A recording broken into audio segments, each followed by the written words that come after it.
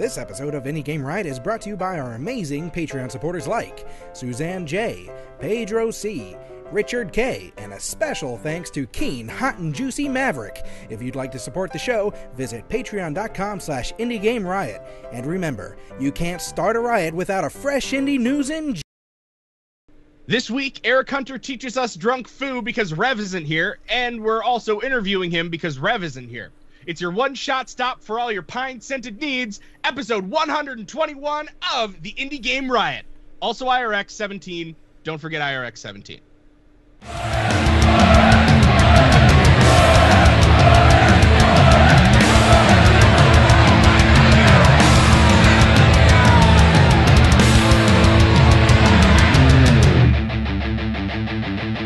Indie Game Riot!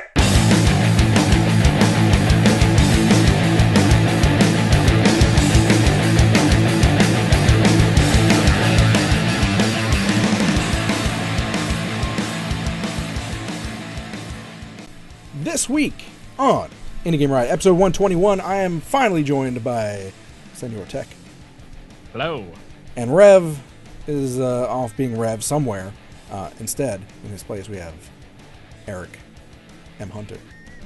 Why the M? Why do you put the M in everything? So I got to put the M because if you do a quick search for Eric Hunter online, you will find a musician who is fluent for saxophone down in Florida and a 1970s gay porn star.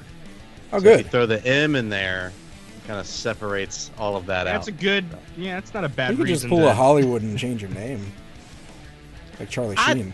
I mean, I kind of like my name. I think it's like powerful and it's easy to spell. Eric you can't Hunter. Mess it up. So power. That's yeah. All right, the manly man. It's good. So Tech, you've been missing for a while.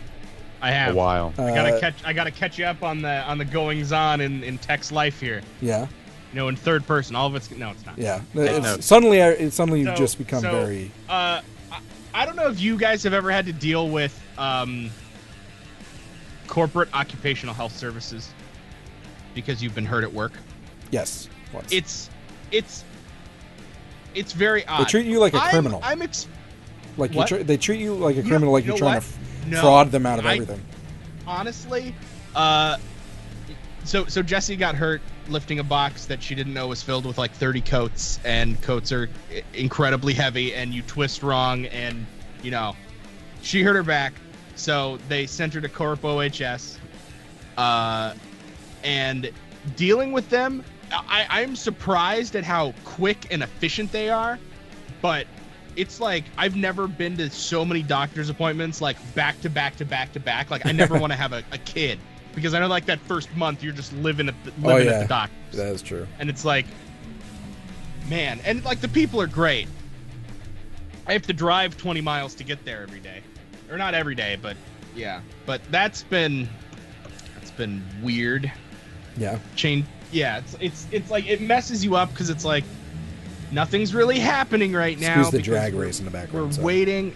It's like, you know, we're waiting for somebody to stop hurting, but you know she's getting back to work and. See, I guess maybe it's just yours. I mean, you're right; they are quick, but what they're quick, like in my experience, they're quick to like make sure that they're quick to do whatever they can to not pay for it.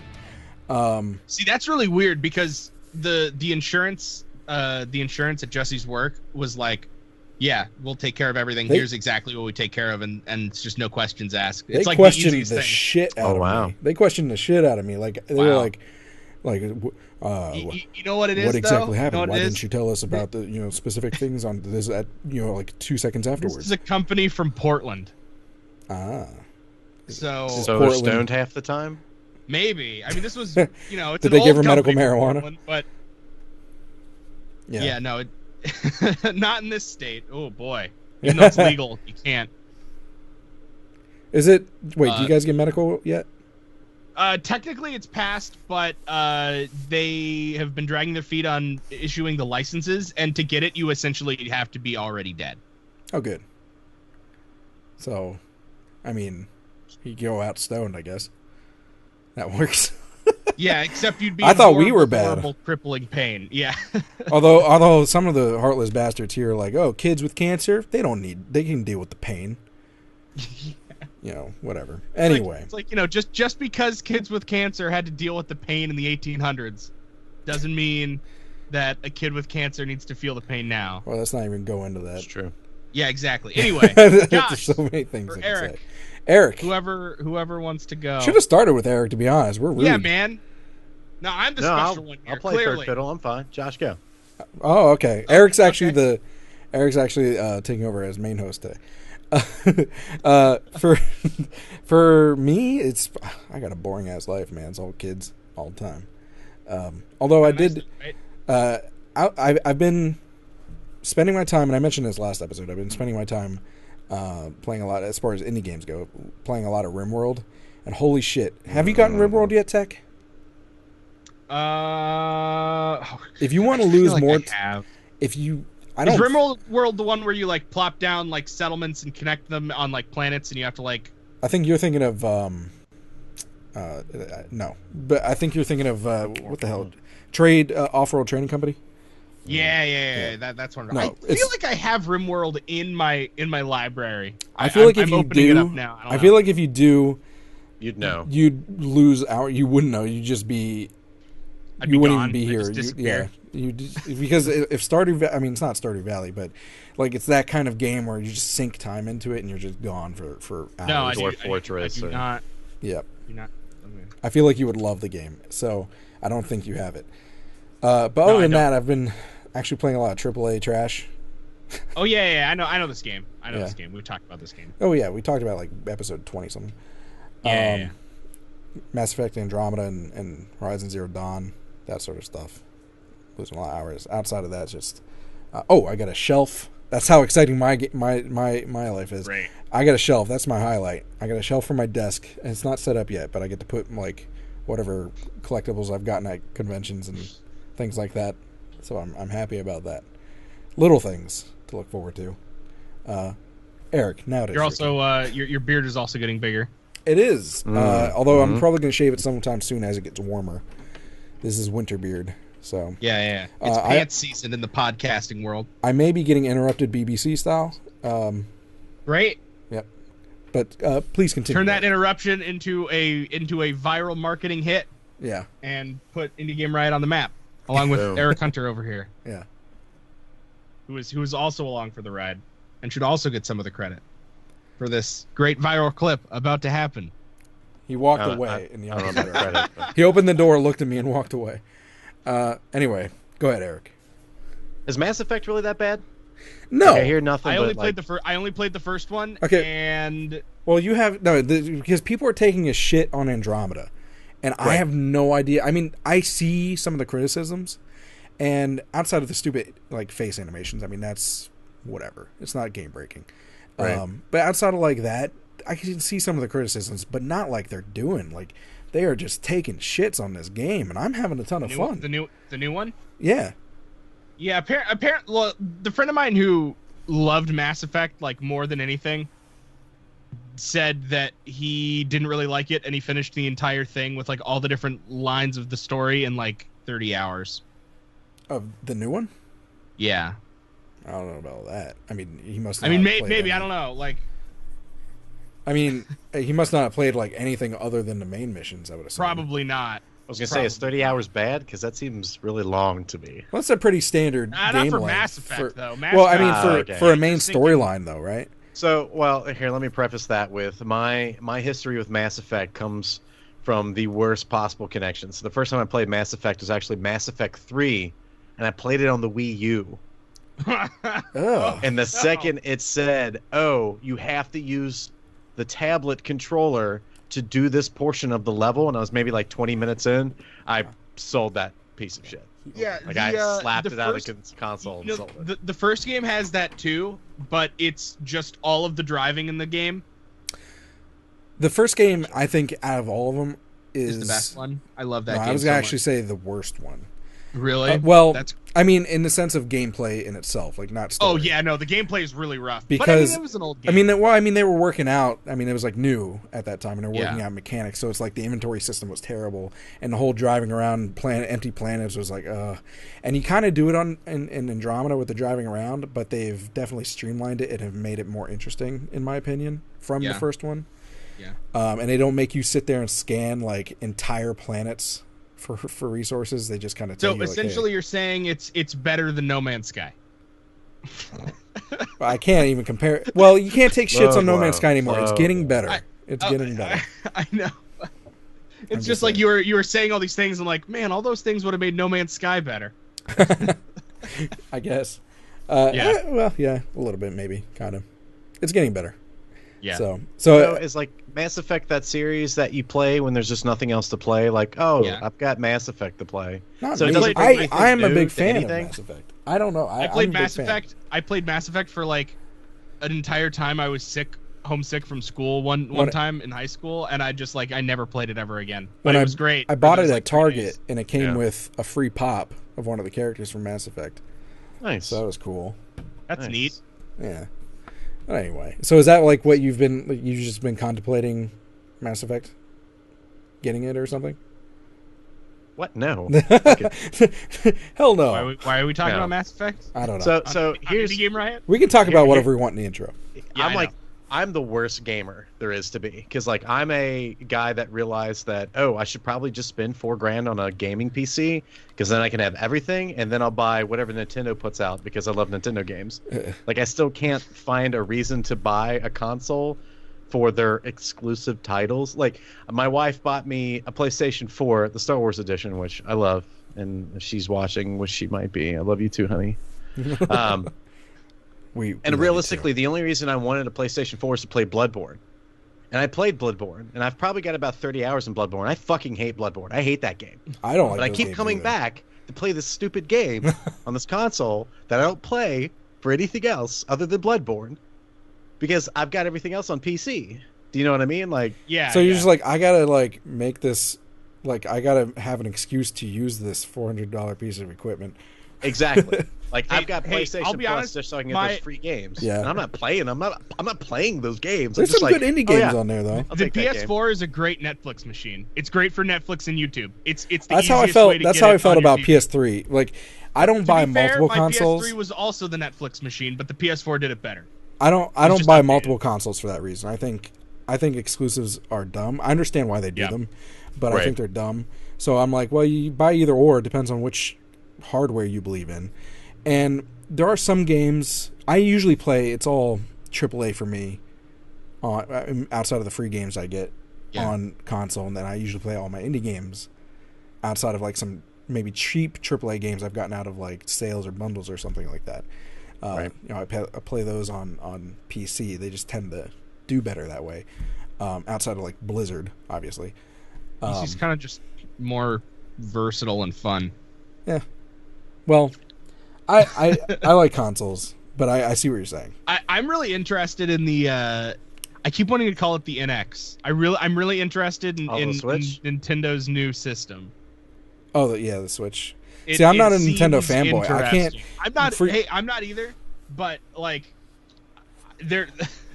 I mean, I've seen. You guys not want to talk about Breath of the Wild? You guys don't want to talk about Breath of the Wild? I've seen it. I've never been. It looks like a Legend of Zelda game that I wouldn't hate. I've never been a fan of Zelda, but it does look a lot of fun. It looks fun as shit. But not for me to get a Nintendo. I haven't gotten a Nintendo console since the 64. I've never owned a Nintendo console. Oh no. I played other people's Nintendo consoles, and it's because they've always been like party games or casual games. I'm just like, eh. Yeah. Wow, I am the complete opposite. Like I've owned every Nintendo console up into the Switch, and like before that, I skipped 2 generations. So like my newest console, and I do that in quotation marks for those who are listening to this maybe audio later, was a PlayStation 2 that I purchased halfway through the PlayStation 3 life cycle, and it wasn't until last Christmas that I owned a PlayStation 4. Like I just jumped into this generation. And it's terrible. Best games ever were PS2. PS2 was a fantastic console. There's a reason they keep remaking the games because they're like, can't make anything better than this. Well, they built their entire streaming service based on PlayStation 3 and PlayStation 2 games. I mean, to me, it seems like every generation it flops back and forth for me between the two, between Xbox and PlayStation, because like the original Xbox I thought was terrible. The PS2 is amazing, and then except the original Xbox had Halo 1, and then but PS3 was like an overpriced. PC, so. PS3 was the overpriced Netflix machine, and Xbox 360 did everything just as good and had better games. And now it's flipped. Now it's flipped for me again for PS4, and it's a better piece of hardware. Yeah, so definitely. Anyway, crazy. You know what we should do and calm down with? Welcome to your first experience of our bad segues, firsthand. Indie News Injection, yes. There it is. There it is. Are you bored with the same old games? Yeah. Why, then give yourself an Indie News Injection. Thanks, Indie Games. This week on Indie News Injection, there is yet another week of slow news, just like last week. Not a whole lot going on. There was something about Tech brought up about JonTron and getting kicked out of Ukulele because of his comments. That's as much as I'm going to say about that, because whatever. However, I do want to remind everyone that Indie Revolution Expo is still going on, IRX 17. So go sign up your games, sign up for panels, or just show up when the day comes, because it will come sooner than you think. And just make sure you follow everything for updates so you can get all the information.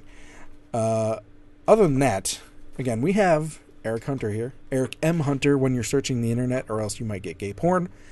Right. Because that's not what you meant to search for. Yeah. I was looking for M. Fat.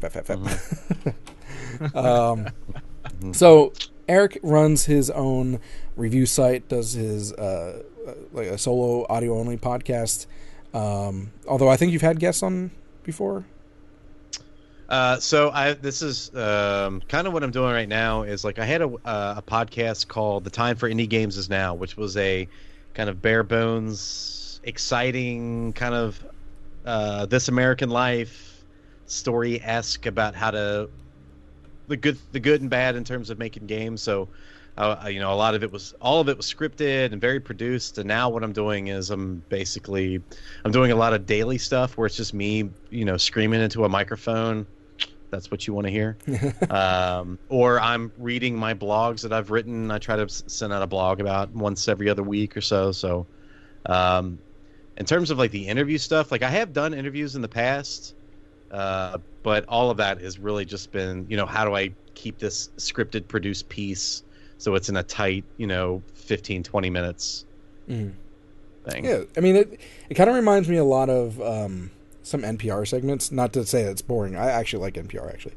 But in a way that it's like put together in just like these condensed, pieces. And actually, Mike Rowe, if Mike Rowe being the Dirty Jobs guy for anyone who doesn't know, does something similar in the same format. So it reminded me, when I was listening to that, it reminded me a lot of that. So I appreciate the format and the production that you put into it. So with that, you were looking, before we started the segment, you were looking into like some things that might have pissed you off recently, and we kind of went into how people contact you about their games, and we went into a little bit with consoles because you were looking at it from a console standpoint, a lot of indie games. So why don't you go ahead and just what specifically has pissed you off? About the people contacting you. Yeah. Lots of stuff. So the second you put out your personal email into the internet, like you're setting yourself to get shit, right? Like you're not expecting quality entertainment. And I have gotten a wide variety of emails from all over the country. Like I'm speaking to people in India and Brazil and China, Bulgaria, like just all of these really crazy places, and they're making games, which is great. A majority of those were mobile games, and I still think the mobile gaming market is shit and doesn't deserve its rightful air. There are some gems. Oh, absolutely. Yeah. Absolutely. But I mean... But the market. The market's shit. Well, the problem you mentioned, like all these different countries, and I mean, shovelware and clones on mobile games come from everywhere, but they seem to really come from China and Russia a lot. And you mentioned like the emails coming about these mobile games, and it seems like they're one of the biggest offenders when it comes to these shitty, impersonal, mass sent emails that, you know, all they want is they're just throwing it at a wall and hoping someone picks it up because that's they're just trying to use your platform without any kind of they just for themselves. Right, yeah. Anytime I see an email where it starts off Mr. Eric M. Hunter, I know it's bullshit. I just delete it. I don't even, you know, there's nothing personalized there. But like, I think the thing that like gets me the most, just as like a gamer and as somebody who, you know, is trying to promote indie games in the community, just because there's so much beauty there and it's so well, you know, put together, and it's just like this beautiful niche that I've basically sewn myself a part of. But you get these people who are like, hey, play my game. I'm going on Steam Greenlight. I'm still in alpha, but you know, I need these votes so I can get up on Steam. And it's like, my response every time is, everything looks great. You know, look forward to playing it when the game's officially released. Eric actually responds. He's a nice guy. Right? Yeah. Oh, I always respond to email. No, please email me, eric@iamerickkim.com. I will always respond to your email, whether it be good or bad or indifferent. I will always respond.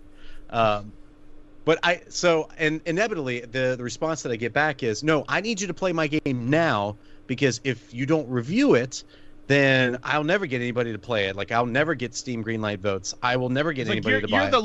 You're the lowest person I could think of that I think I have a shot with.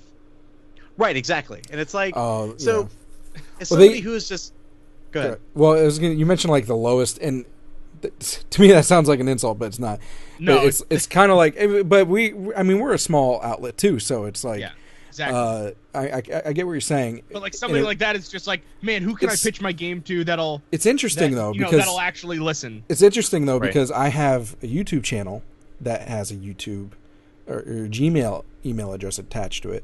And so people see my YouTube channel and are like, YouTuber, he wants a game. He'll play my game, give me promotion because he's getting a free game. And I get a lot of emails to my Gmail account.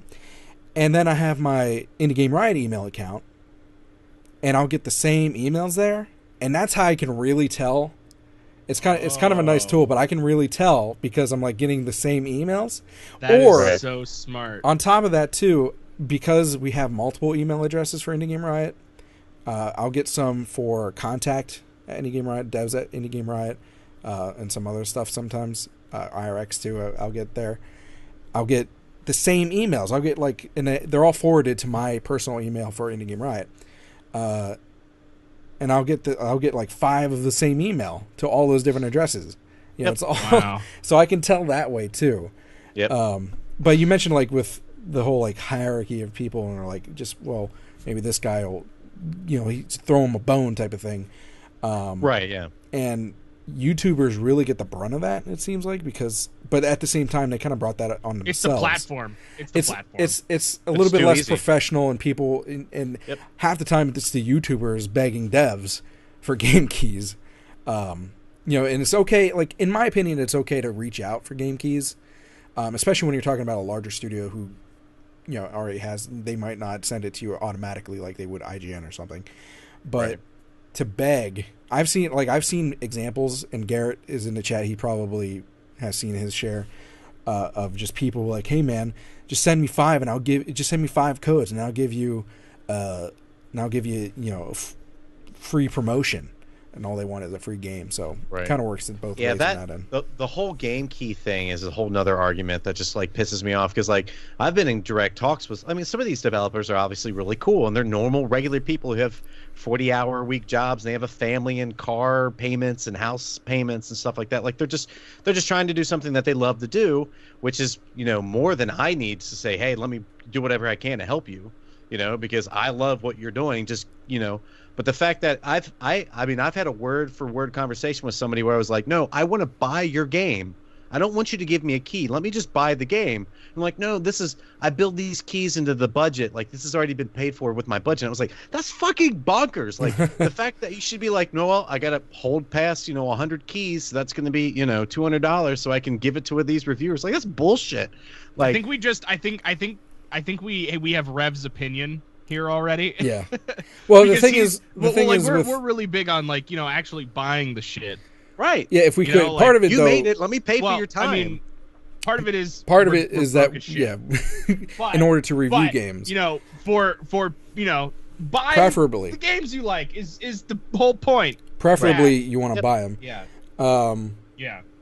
And like I said, and it's interesting though because part of it, you mentioned emails and everything. Going back to that, is Tiny Build, who, by the way, are master PR. They send really cool, and obviously they're not personalized, but their timing's pretty good too. They catch your interest, and they know what they're doing, and but they always include with whatever new game that they're announcing, that as long as there's like a build for release, they always include a key. Tiny Build. Yeah, Tiny Build. They always include a key with their emails. Right. You don't have to ask them. They just send them out to everyone, whoever they send their emails to, which is an interesting way of doing it. Yeah, and if you want to talk about a company who got absolutely railed when it comes to stealing keys, like Tiny Build was the one who took the blunt of that with G2A, yeah, the whole gray market reselling bullshit. Mm-hmm. And they're still, man, we never mention it because I think we had to skip this show the 1 week, but not that long ago at I think it was IGF, I think it was, or maybe it was GDC, it was one of those, same difference actually, but Alex, I don't know how to pronounce his last name, who sends the emails and from Tiny Build a lot, was doing a talk at one of those conventions, and somebody from G2A was there and stood up and like interrupted his thing and was like, it was pretty dramatic for a little bit there until some guy was like, all right, just calm your shit. Right. Cool your tits, dude. We're just talking about video games. Yeah. Like, but that was pretty interesting. So talking about, again, going back to emails and contacting people, press or reviewers or anything like that. Right. Like, what is an example of one of the worst communications that, leaving names out, but one of the worst communications that you've received? Oh yeah. So a lot of the time, like, I go out and find the games just because to me I'm going to find better games than somebody actually emailing me. And plus, at the time I was being contacted maybe once every couple of weeks. So it's like, I kind of had to put out that time to find those games if I wanted to be relevant, Mm-hmm. And I found this pretty interesting game on Game Jolt. It was like a top-down shooter, but there was stealth mechanics, but it was based on a interesting war that happened nowhere near the United States, so my education doesn't remember what it is. But it was like a small country against another country, so you were playing as like this infiltrating, like Metal Gear style, sneak in, take out the main commander, then sneak out. It was kind of a really fun game. So I made a quick, well, not a quick, I wrote like 1,300 words because I don't know how to shut up half the time, review. And I was like, this is where it's at on Game Jolt. And the developer contacted me on Twitter. And he was like, hey, thank you so much for reviewing my game. And I was like, no problem, dude. Like, your game was kind of cool. Like, I really enjoyed it. Like, I probably played it for an hour, and I was happy to give you that hour and in return. And he was like, oh, I've got another game that I need you to play because I'm going for some sort of game jam, and if you review it, then I might get more votes and win. I'm like, you know what, dude? Like, I'm going to put you on a list of games that I got to play because that list keeps growing. It's well over 200 games now. Like, I just reviewed one of your games. Like, I understand what you're trying to do. It's just not one of my thing. Like, I've got a kid, and it's like, I got a 40-hour job, so it's like I play what I can play, and I'm not going to just bump you up just because you contacted me about some bullshit game jam. Well, he like turncoats on me, just starts calling me all these names and like saying I'm a piece of shit and like doesn't want me anywhere near his Game Jolt profile and like everything. And come to find out, he's like 15 years old, and I'm like, Oh, well, that's that makes why. sense. There's no professionalism there, which is, whatever. At the end of the day, you got to start somewhere. But I just laughed because I was like, this guy's mad at me. You should have sent him a picture of a burning bridge. Right, like I get maybe 50 unique visitors at this time a month. Like, you're mad at me because people are coming to see like some Mega Man Infinity review and they think they're gonna stumble over your bullshit game. Like, come on, man. Like, let's be realistic here. Like, you're just one guy making a thing. I don't respond to every single email that I get, so I'm not as nice as you. So this may be why I haven't had as much, I'm going to say, opportunity to experience that. Right. But I kind of want to. I don't know why. I don't know. It's one of those things where you're like, because man, it's like a spectacle. It's like, I hope this isn't like your. Right. I hope this isn't like your dream, because if you're acting like this, no one's gonna pay attention to your game, even if it is good. Basically, don't be an asshole. Have humility. Don't take it too seriously, and have fun, and you'll do fine. Right. Although Phil Fish kind of did it. And poor Phil. Phil gets the poor rub, man. I think he. Well, his ass has been quiet for a while now. At least.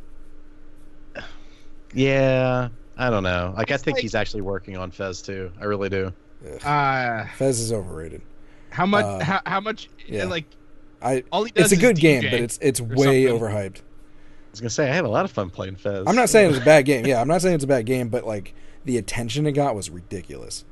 Oh yeah, well, it was because of the Indie Game Riot movie. That was the only reason. Yeah. That was the only reason. It was all the bullshit. Well, yeah, but then like Edmund McMillan's that game Super Meat Boy deserved it. Is Binding of Isaac. That game is famous for a very similar reason as to why No Man's Sky is famous, but for like different reasons. Like No Man's Sky. Well, No Man's Sky was because of E3. Well, yeah. I think it was E3 that showed that. But I mean, like, you see this. And Sean didn't outright like. That's true. He didn't outright lie. Themselves. I mean, he was very careful about that. Yeah, but he definitely didn't get out in front of it either. No. But I will say this: so it was like, as much as people were shitting on Sean and Hello Games and No Man's Sky, like, they're still working on that fucking game. Like, that's amazing to me. Well, that's why I mentioned during one of the breaks is like, it's getting better. Right. It's getting better. Right. And like, it's so easy just to be like, well, we lost it, guys. Let's move on to the next thing. Like, and they're not. Seen that no, we've got things to do. Like, we need to keep working on this. It's all that pre-order money. Yeah, really. Hey man, I'll take it.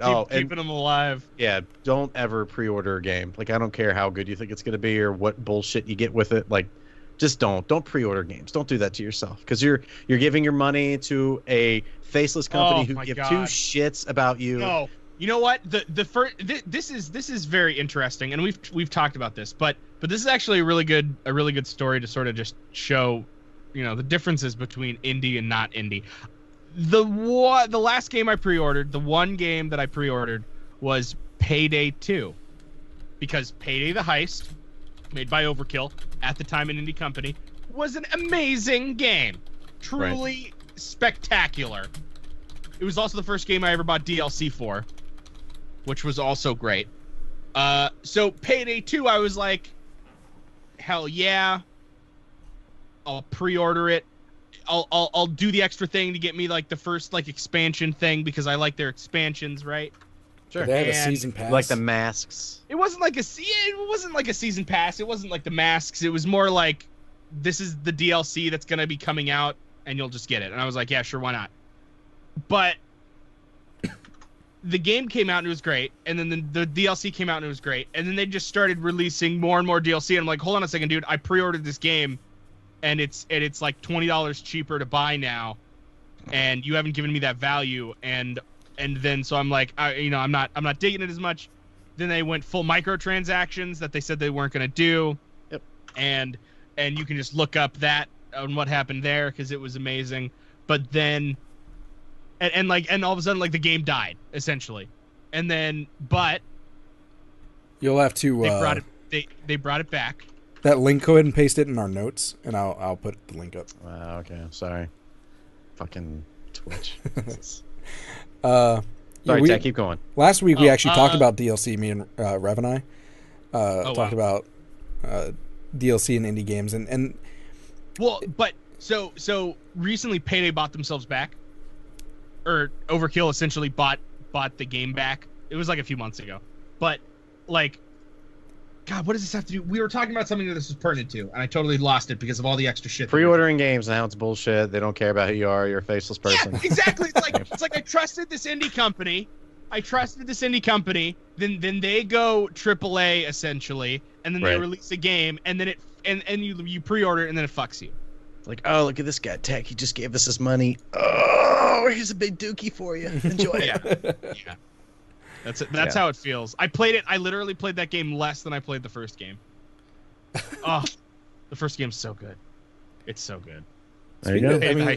Speaking of dookie, though, it's kind of like you're right with the pre-orders. Like, oh, here's money, and then they give you a turd, and then you kind of want to deny that you just got screwed and that you wasted your money. So then you're like looking through the turd, and you're like, well, maybe there's a gold nugget in here. There's one. Nope, that's a piece of corn. Nope. So here's your day one patch. Like, really? Cameras are gonna get screwed up for just a second. And it gets even worse. Yeah, I don't know. Like, the last time I pre-ordered a game was Twilight Princess. Or no. Wind Waker for the GameCube. Because you got that disc that had all of the Zelda games on it, from like 1 to Master Quest for Ocarina of Time. And the only reason I bought it was because I was like, oh, this is going to be a super huge collector one day, and I'm never going to play it. And it's a super huge collector now, but I'm such a Zelda fan. I'm like, oh, I'm never going to sell this. That's ridiculous. Why would I ever sell this? It's ridiculous. It's the same thing of like the whole the mini NES. Like, I picked up one of those, and especially when it was like, oh, you could put 90 games on this thing now. I was like, this thing's going to be a gold mine. Then Nintendo's like, oh, so since we got the Virtual Console kicking on the Switch, we're going to stop making these. I was like, boom, this thing's going to be ginormous. And then I'm looking at it, I was like, man, this thing's so cute, and it's got NES games on it. Like, I'm never going to sell this. Like, why would I even why would I even think about that? Like, that's ridiculous. That's really, yeah. I know exactly how that feels. Samuel Lesk in the chat, he actually mentioned about like devs that have a reputation, like a good reputation already. And I kind of feel that way with things like Kickstarters. Kickstarters. You know, is it okay? So is it a red flag if somebody is doing like tons of Kickstarter projects and like, you know what I mean? Like, you mean not in once? the way that like, not in the way that like, no, not in the way that Mighty like Number 9 or oh God, yeah, like Mighty Number 9.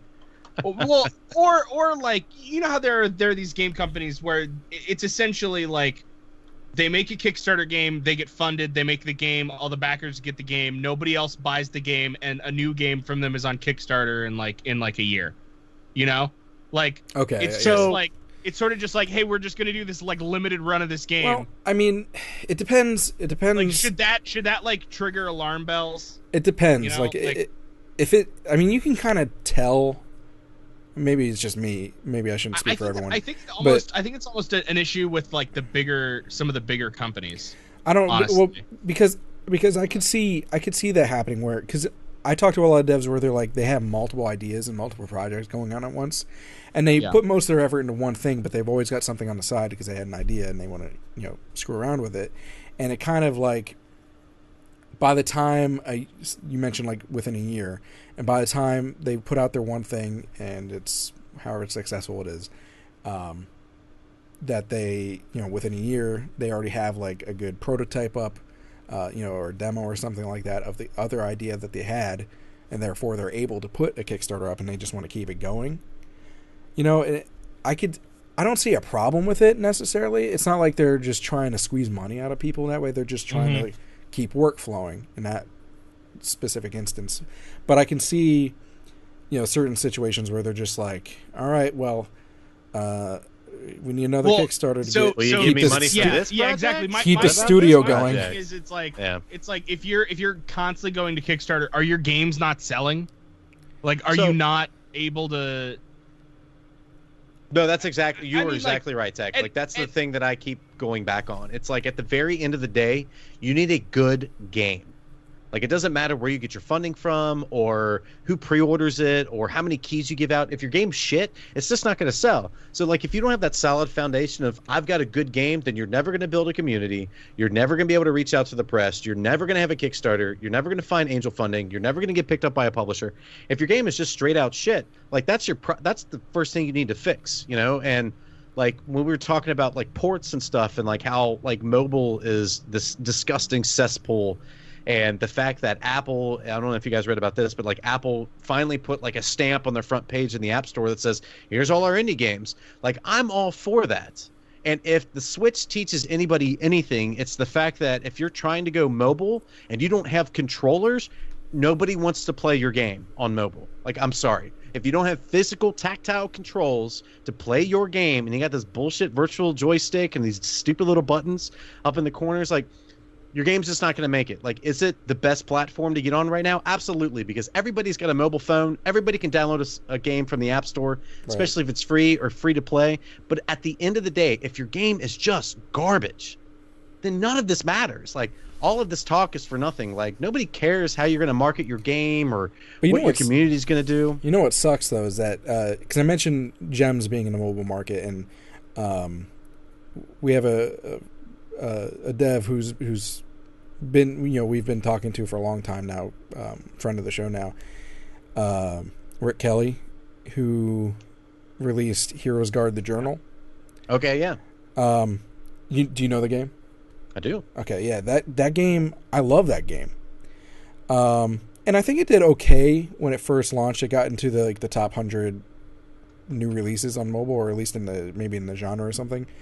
But looking at, because I looked at it on my phone on its page, and it's like in the hundreds of downloads.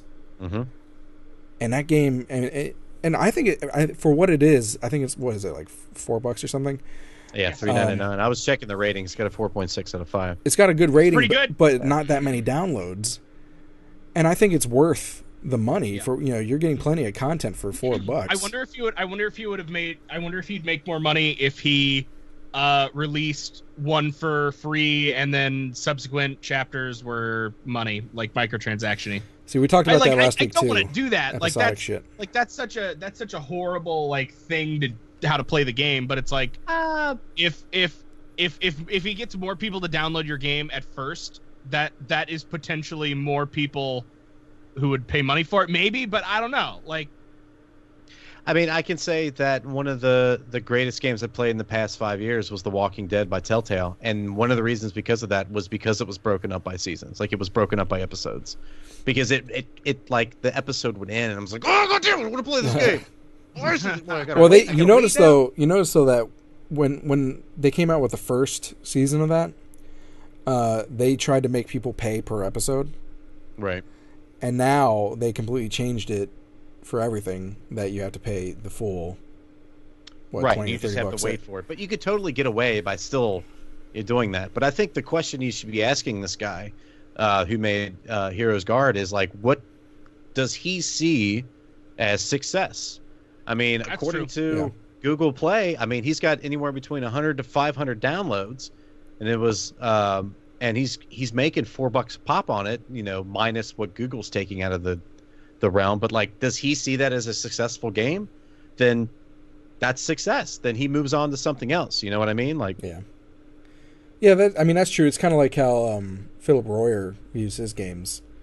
You know, they're not like super popular, but he's just like, I'm glad I put something out. So I could see that. Right? Yeah. I mean, Terry Cavanaugh is big for that. Like Terry Cavanaugh, who did V, which is 6 Vs. Oh, yeah, or Don't Look Back, which is one of my favorite games to play in my browser for free. Like, he does that. He could spin a game out like every month, and if one hits, then one hits. You know, and if it hits big like V's did, then he'll make all of his money back on all of those tiny little games that got him to V's. But if you go back and you replay his catalog, you realize that he's trying to figure out what V's is before he's even made it. You know what I mean? Like, that's what what was the game? Five Nights at Freddy's. Even if you hate that game, that's how that kind of worked when he started on that. Like, it was almost those Bible games that he was doing or whatever beforehand. No, there was that and that robot one, right? That robot game that I remember like downloading years ago. Yeah. Before like it was on Steam. And then he just kind of found his identity with the storytelling and horror, and he just completely did a 180 on the.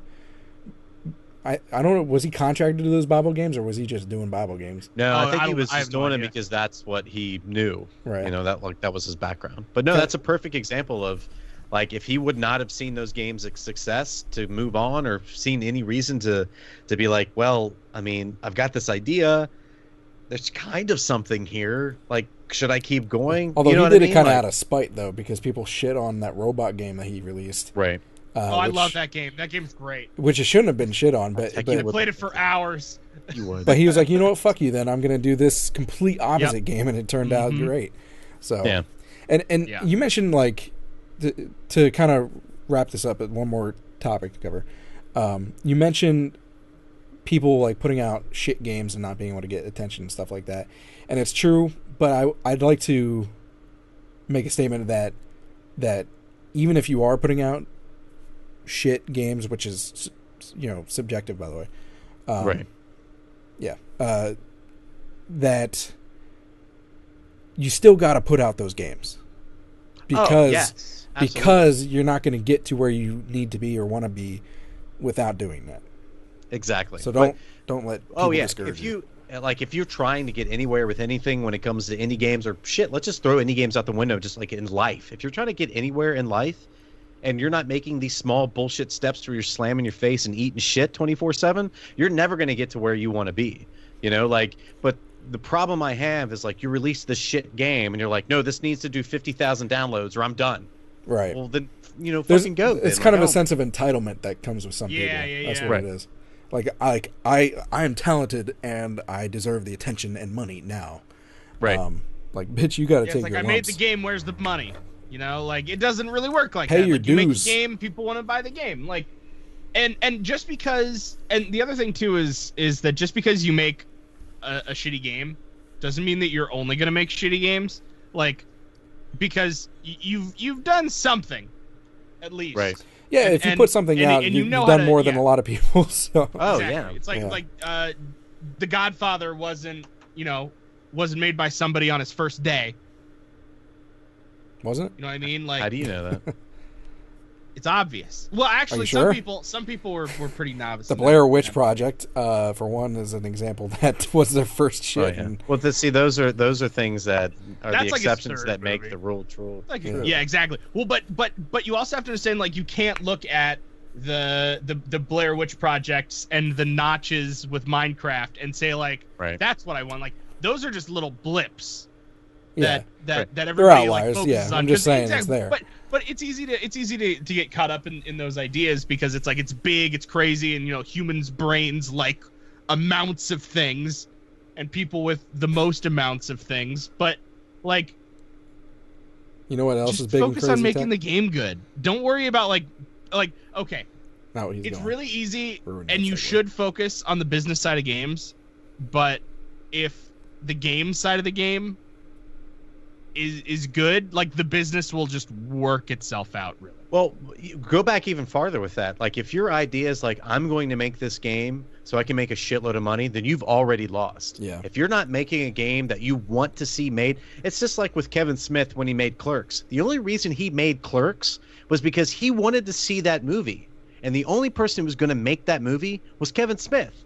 So he put his money where his mouth was, and he made the fucking movie. Yep. Now, he blew up because of it, and then he took a huge slump when Mallrats came out, because that's a steaming pile of dog shit.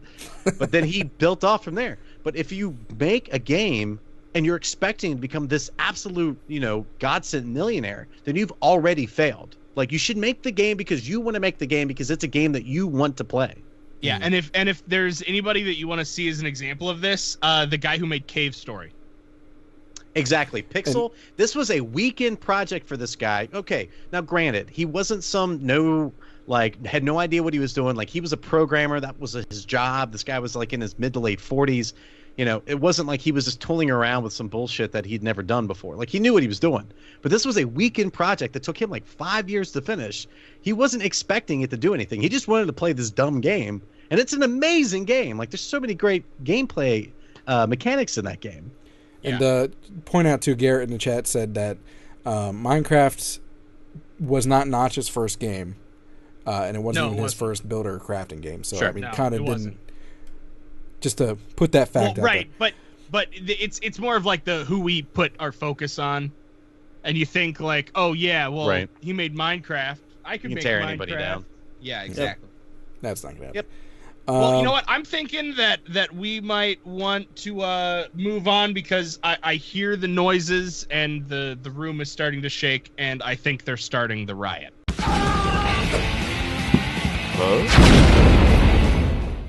This week on Starting the Riot, we are talking about a game that was released back in December, but we unfortunately did not have time to do it back in December.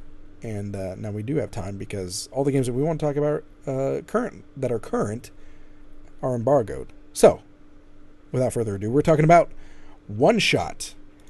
One Shot reminds me, we were kind of talking about this before we started the segment, but it reminds me a little bit of Undertale in a way that it kind of looks like it, but not as simplistic.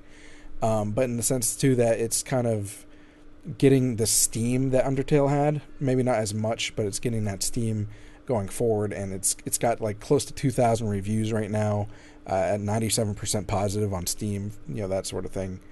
I think Undertale is like 20-some thousand or something like that. But have you had Eric? Have you had time to play One Shot at all? A little bit. I'm probably only maybe like 30 minutes in, so my time with the game has been, it's minuscule. But it's with that connection to Undertale, like I feel it's one of those games that I play the game on my time. Like I don't feel like I have like that burden of there's a lot of things I need to do. Let me go run and do these things.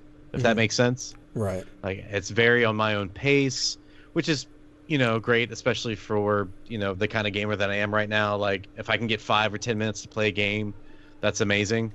And so unknown in my household. So I take those kinds of things. I also think it's kind of interesting because like you get to a point in the game where you're basically carrying around this giant light bulb, and through all the things that you go through, it's like you come back to the game screen again. You're like, oh yeah, there I am, carrying this fucking light bulb again. Is it one of those things that you stop playing for a while and then come back to, and you're like, what the fuck's happening? Oh yeah, definitely, because it's keeping track of like the items that are in your inventory and like what they're really supposed to do. Like if you read the Steam page, it talks about how the game mechanics take place outside of the game window, which is a super weird thing when it comes to like, well, we're seeing it right now in terms of like entering passwords and stuff like that. Like it's kind of on the outside of the game itself, and then it influences itself into the game, which is interesting. But at the end of the day, it's like, oh, it's still this stupid mini game that I'm playing that doesn't have anything to do with anything. Rather than going and collecting the red key to open the red door, I need these 6 numbers to open this case instead. Does that make sense? Yeah. So I mean, and we compared it to make clarification. We compared it to Undertale, and it's not. It's not the same mechanics because this is much more puzzly and adventure-y than Undertale, because Undertale's more of an RPG. Right. But so I guess I was more talking about the aesthetic and the kind of dark motif horse type of thing. Yeah. But I mean, would you say are the puzzles trivial to you? Is that like what you're saying? Is it or not trivial, but like I can't think of the word. Basically, just like rudimentary, maybe like busy work. Like just to fill out the game, to like call them puzzles. I will say that there's nothing new. There's nothing that's kind of like out of this world interesting. But the story seems to kind of keep me going along. So I think I think the story is what is giving it its popularity, because I mentioned it being, I forget if I mentioned it while we were recording, but it got like almost 2,000 reviews and 97% positive on Steam. And I think it's the story that's really pulling people into it. And to give you a little bit of information, the character's name is Nico. and there's what they say is the life of a lost child and the fate of a steadily decaying world hang in the balance, but not everyone is interested in preserving them, which actually kind of reminds me of today's state in this country. But anyway, there's kind of a mysterious aspect to it, and the fact that it looks not childish, but it looks kind of whimsical and cute in certain ways, but at the same time there's this undertone of darkness to it. It has the Nintendo effect on it. Mm-hmm. Right. Yeah. That's a good way to put it. Were you going to say something, Tech? Yeah, you guys kind of already did. Oh, okay. Yeah. The puzzles, I mean... to the conversation, Tech. Jesus. But yeah, no problem. back to the puzzles, though. There's... Even if it's not unique, like if they're not like original puzzle mechanics, it seems... Oh, they're solid. Like I mean, they're done correctly. So, I mean, that's the thing. It's like, there are sometimes there's puzzle games where they're just like, they want to be a puzzle game, so they just like force a puzzle in there, and you're like, why? Why is this puzzle here? It doesn't really make much sense to the story or the world or what's going on. Like why can't they just, it's the whole like, why can't I just open this fence or hop over this fence type of thing? Right. You know what I mean? Game design. Yeah. So is it like that, or is it just kind of like a little bland? It's kind of like that to me a little bit. It's one of those things where it's like it's like when you're reading a story and you're like, I got an idea of where this is going. Like, this guy's probably gonna die just because he's a complete asshole. Nobody likes him. And then you go 30 pages in and he gets, shot in the head, or somebody leaves him behind. You're like, oh, okay, yeah, I saw that coming. Like, that's kind of how I feel with this game. Granted, I'm only like 30 minutes in, 40 minutes in. Maybe that's why everybody likes it, right?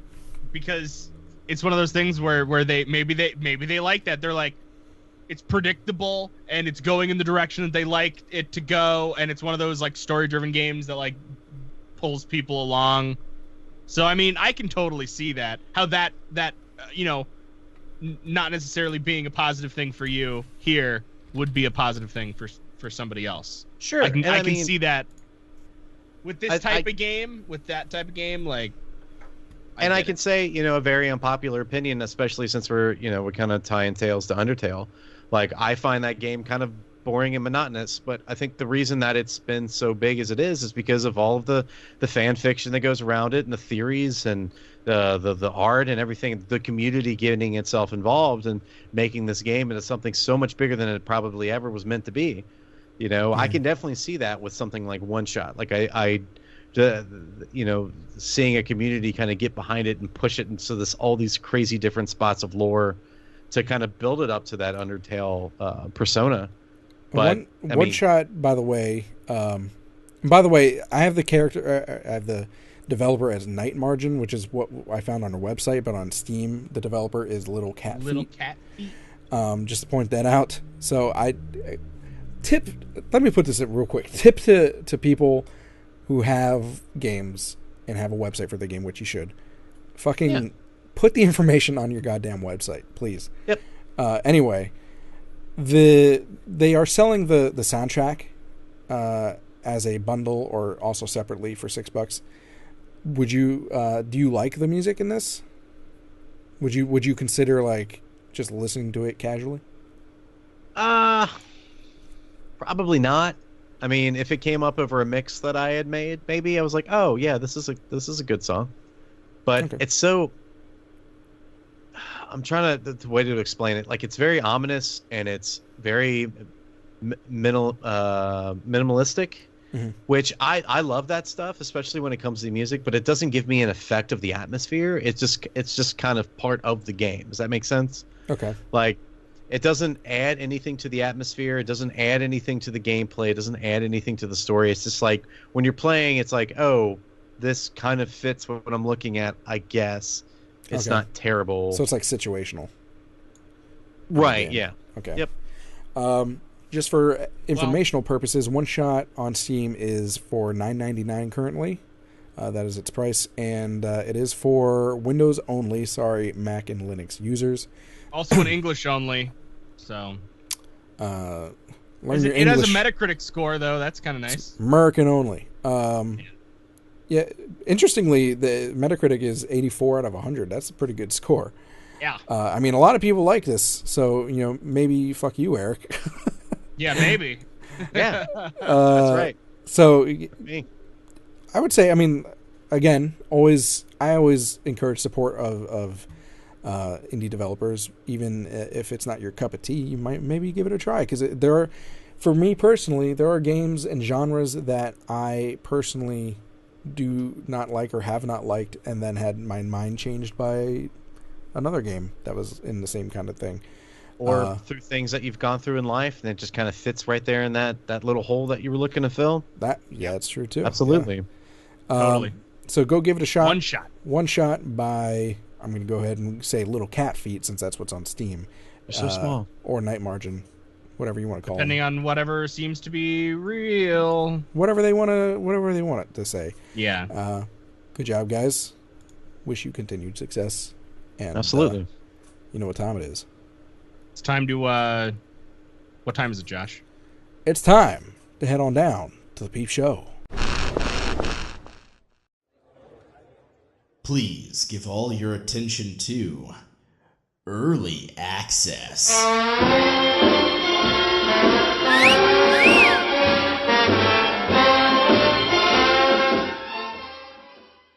This week on Peep Show, we have a game that is making you wonder. Basically, it's asking the question, what would happen if humans were not the top of the food chain? Pine is here to answer that question, possibly because you play a human, and there are things that are much bigger and meaner and think that you look delicious. So you have to adapt to the open world around you and attempt to survive in this action adventure. You mentioned like adapting to the world around you, but like part of the key feature to this game, what they're saying is that the world adapts around you. Based on decisions that you make or don't make, the world changes around you. So and that's the one thing that drew me to it. And from what it looks like, it's not like one of those cut and dry, like you have 3 text choices to pick the direction that things are going, so you can just sort of guess. It's more like you're fighting this way a lot, so those types of enemies are going to know that you fight that way, so they're going to counter that with a different way of fighting. Or, other things such, like that, with the AI changing depending on your behavior in game. Right. Which truly, like, is what so many developers have been trying to do, and I'm really do you think Pine will do it? It's like the ultimate goal, right? Exactly. And it's like if they can do it really good, that's awesome. Now, mind you that this gameplay, just as a reminder, this gameplay is alpha. And it's from like almost a year ago. Yeah. So, because this is like the best video I could find on YouTube for gameplay, but so there's plenty of room for improvement because it's in alpha, and hence the Kickstarter that I don't even know if you mentioned yet. But I try and be cautiously optimistic about these things, and like I said, that feature is what initially drew me to this. It also looks pretty good, especially for being an alpha.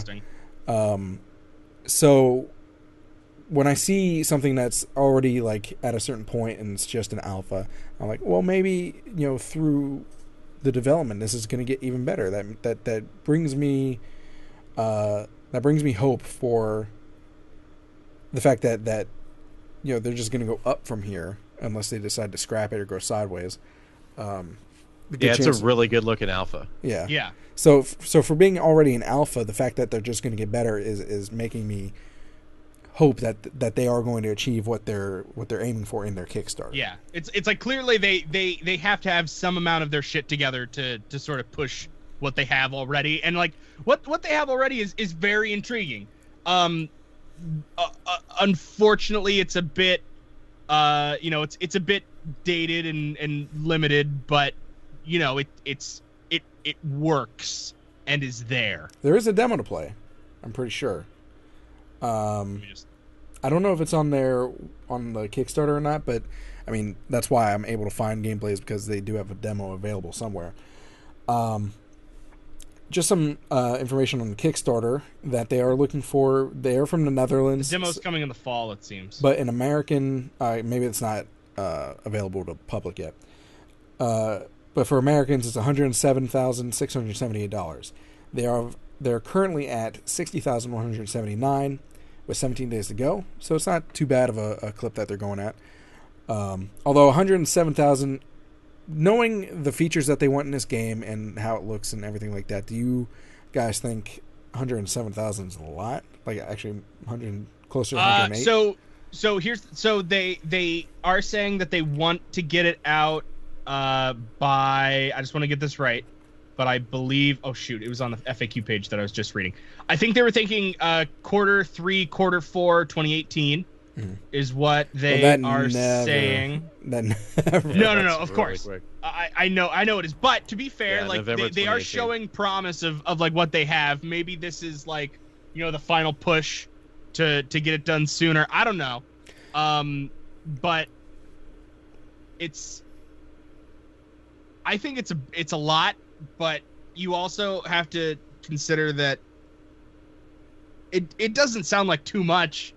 Like I've seen $100,000 go for less, disappear, with actual using it into less. That's true. Than what this could be. So I mean, I think like $100,000, it's a lot of money. Well, like I think if they asked, they're putting that money. They gave a budget breakdown. They're putting that, most of that money, more than half, into the development. The thing about development is that it can mean a lot of things, like just paying their bills while they're developing. Rent. But, which is, I mean, to me, that's a legitimate reason they gotta live. Taxes. So that's the second biggest portion of this. In Netherlands, they pay a lot of taxes. That's the reason they have good health care and things like that, education. But they pay a lot of taxes, so that might contribute to the fact that it's over $100,000 that they're asking for, and just to be able to come back with something in that the they U.S. can use. In the U.S. that might be a lot lower. That might significantly lower the amount they're asking for. And of course, Kickstarter fee and rewards. Those taxes, Kickstarter fees, and rewards are like the three things that basically don't go into the game. If you could say. So, and in some cases, they cost the most. Yeah, taxes really hurt. But that still accounts for like maybe a quarter of the pie chart, a quarter of the budget. Yeah, 21%. Everything else is going into the audio development and their servers and office rent. Is what they're saying. So I think even though it's over $100,000, I think considering their situation, it's not too bad. And especially the fact that they're putting, this isn't a pixelated, like the side scroller. This is like a full 3D, the stereotypical indie game. Yeah. So I mean, they're putting a lot of work into this. So I think it's not too bad. They did win a lot of awards for best student project in the Unity Awards. I will say I congratulate them for making Unity look so good. Indie Development Award, also Unity Awards. Wait, is that Best Unity Pro? No, that's a different award. Never mind. But anyway, they won a bunch of awards. They're also part of the Square Enix Collective, which is the Square Enix is basically supporting indie games through their publishing, which is pretty cool. And some of the rewards that they're asking, or some of the tiers that they're asking for, go anywhere from the standard dollar that basically is like, hey, thanks, and get your name on their website. To $20 gets you the game. Yeah, $20 gets you the game if you just want the game. All the way to a little over $6,000 American dollars for a bunch of shit. You get name on a website, credits, digital copy of the game, wallpapers, digital map of the world. You get a digital copy of the soundtrack. You get skins. You get a unique in-game Kickstarter outfit for just Q. Just remember, I will just say that... Wait, did these guys make Q? What? Did these guys make Q? I don't know. Hue, Hue, H-U-E. Oh, Hue?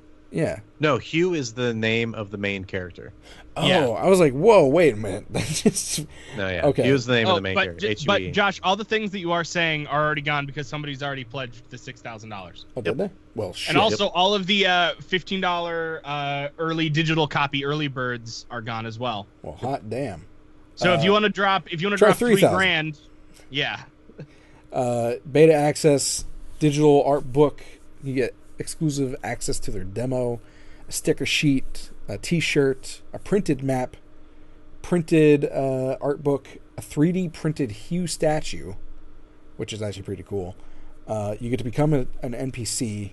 You get full alpha access as well as a statue of your likeness in the game, which actually is pretty good. It's pretty good value for. I mean, considering that they need to keep a significant amount of money, obviously outside of the rewards, it's not too bad of a value. Yeah.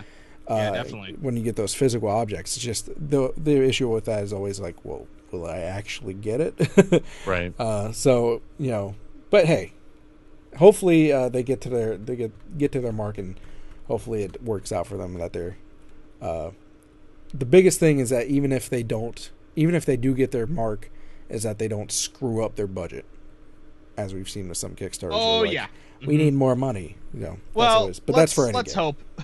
That's for any game. So if these guys actually care about, like, this game looked like on premise, great, love it, love the idea. I really want to see it happen. It's if they can make it happen, it'll be great. There's a lot of it's a bigger scope, and that's always kind of scary when you're talking about Kickstarters and things like that. Yeah, but I can't say it. I don't want to play it because I totally want to see what I. Of course you want to play it. I mean, and Pine is by Twirlbound, so go check out the Kickstarter. Link in the description. Fine. You what else is going to happen?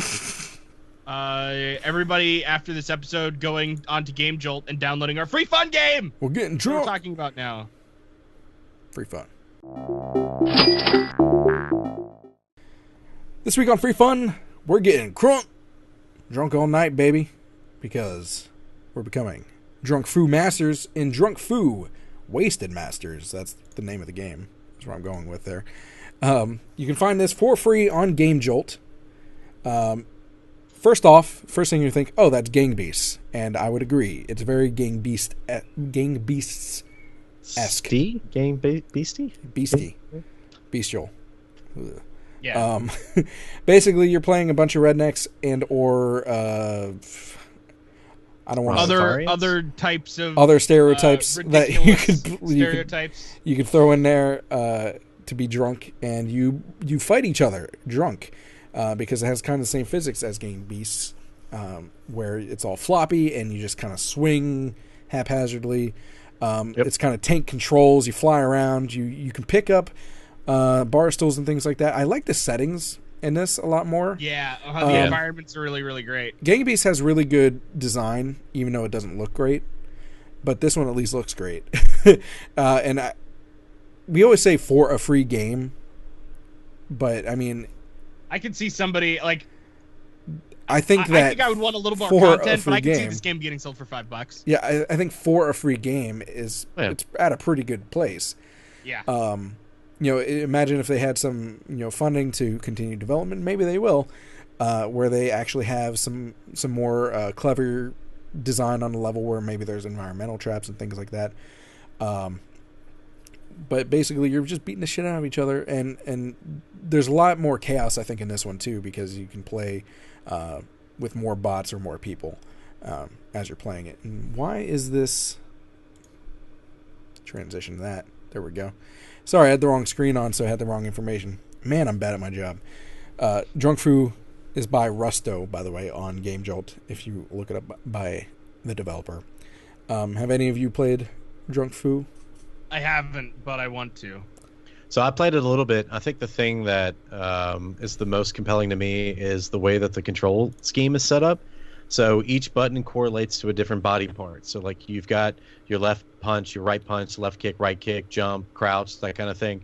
So figuring out how all of those work in tandem to each other to kind of move about in this interesting drunken boxing style of fighting and ragdoll physics, it's like one of those things where it's easy to pick up because you can literally just mash buttons and just pray that you do something well, or take the time to actually master, which I'm gonna guess is gonna take a while. But so the game's still in alpha. Wasted masters. True. But the game's still in alpha, so I hope one of the things that the developer doesn't touch is the control scheme. Like, I hope he keeps it as ridiculous and as random and as like confusing as it is right now. So you like the tank controls? I do. Like, I think it actually. Hey, you are supposed to be drunk. Yeah. Right. Yeah. I mean, you play Resident Evil drunk. It's terrible.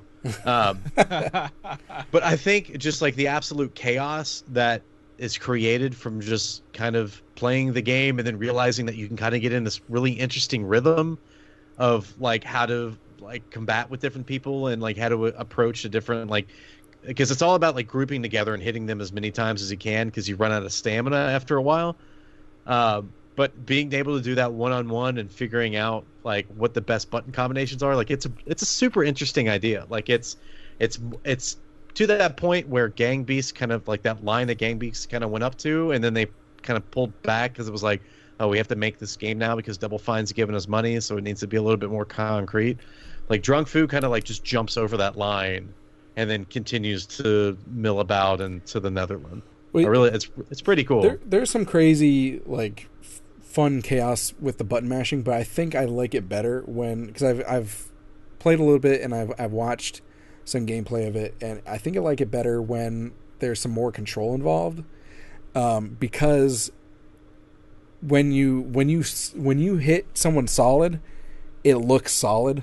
If that makes sense. Like you hit someone in the face, they go down like boom right there, and you're just like, I mean, they're drunk. Damn! That's gonna happen. And their feet kind of kick up in the air. Yeah, and they hit the ground so hard, and you're like, that's how it should be. That's how someone falls when they get knocked the fuck out. I don't know if anyone out there is easily triggered. There are some very there are a lot of stereotypes in this. Just throwing that out there. Hence this particular map is called Irish Pub because, of course, Irish people drink is the stereotype. I don't care personally. I just figured I'd